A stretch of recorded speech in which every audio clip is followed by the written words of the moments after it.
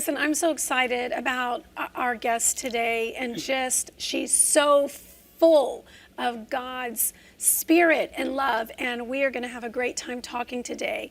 Her name is prophetess Ruth Mangiacapre, and one of the quotes I love from her book is it says, "All genuine prophetic ministry flows from intimacy, humility, and passion and compassion."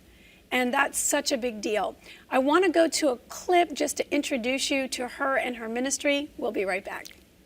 Ruth Mangiacapre has been in full-time ministry since 1999. She has been a church planter, associate pastor, women's ministry leader, and mentor, and is currently an itinerant prophetic minister. She travels all over the United States and to many nations where she brings a prophetic message, moves in the gifts of the Holy Spirit, and hosts His presence. Ruth's new book, Prophetic Journey, is written to those who desire mentoring, encouragement, and wisdom in the development of their prophetic calling. It is specifically written not only to inspire you, but to bring understanding and clarity. Be sure to join Ruth for a 1-hour online mentoring session. In her session, she'll be discussing such topics as discernment, wisdom, knowledge, prophetic protocol, encounters, heart of the matter, creativity, leadership, finding your destiny, and the prosperous soul. Find out more about Ruth and her ministry. Visit impactministrytriad.com. And be sure to learn more about the Warrior Family Ministries at warriorfamilyministries.org or wfmchaplains.org. Well, welcome to the show. Thank you. So good to be here. Thank you for being a part of Come Home. I love your journey. Oh. I love what God's done. I think it's especially cool that you got saved at an Amway convention. Don't you? I love marketplace ministry. So that's awesome. And then you were married for? 46 years. Wow. Wow. And you have how many children? I have 2 children and 2 grandchildren. Wow. Grandsons. So I have grandsons too. Sons and grandsons, all. So you're a boy mom. I'm a boy mom. Yep. I understand that. You have to be prophetic to be a boy mom. Right.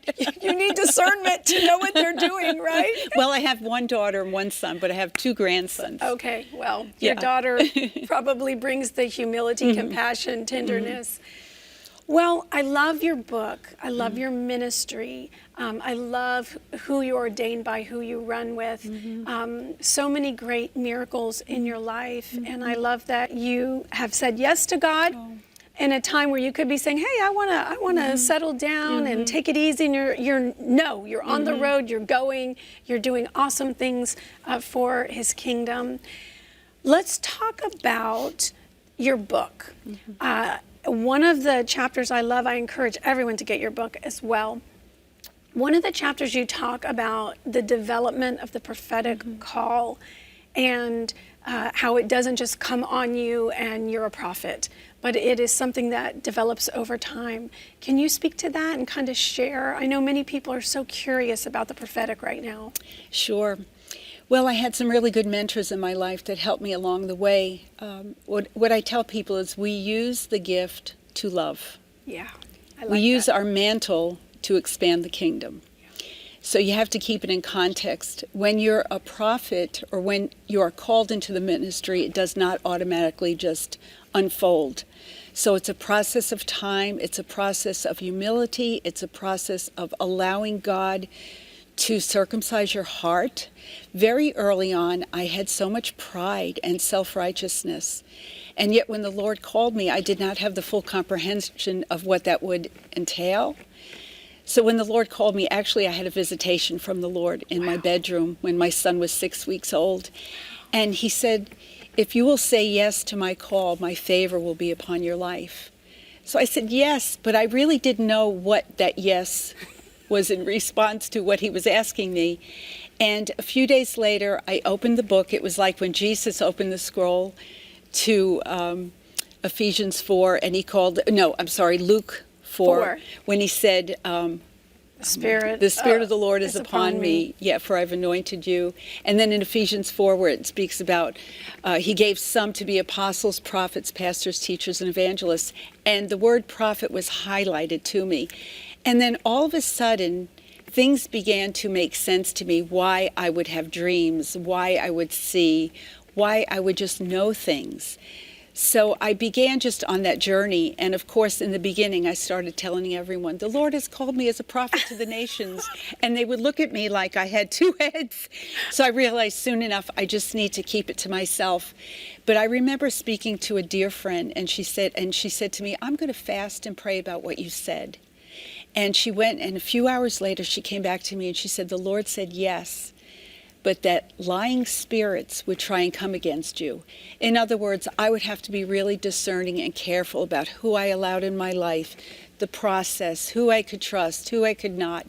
So very early on, I had a healthy skepticism and a cautiousness about ministry. So I dug into intercession. It became my passion. I loved spending so much time with the Lord in His presence. So ministry just became like a secondary thing for me. It was like I have to guard my walk with the Lord. And my life's verse is Micah 6:8. What does the Lord require of you? But to love mercy, act justly, and walk humbly with your God. So it was a walk. It still continues to be a walk every day. And I tell people, when you are born again, you are invited into a relationship with Jesus, but when you are baptized in the Holy Spirit, you are invited into a school of the Spirit. So I have allowed the schooling process of Holy Spirit all these years, and it's a school that I continue to be in. So it's a walk. It's a daily journey. It's a walk. It's just a joy and a delight to understand God's heart. Gifts will pass away. Yeah. Giftedness are just tools. But my book concentrates on cultivating the life, the journey with God and Holy Spirit as your guiding empowerment. Yeah. So it's beautiful.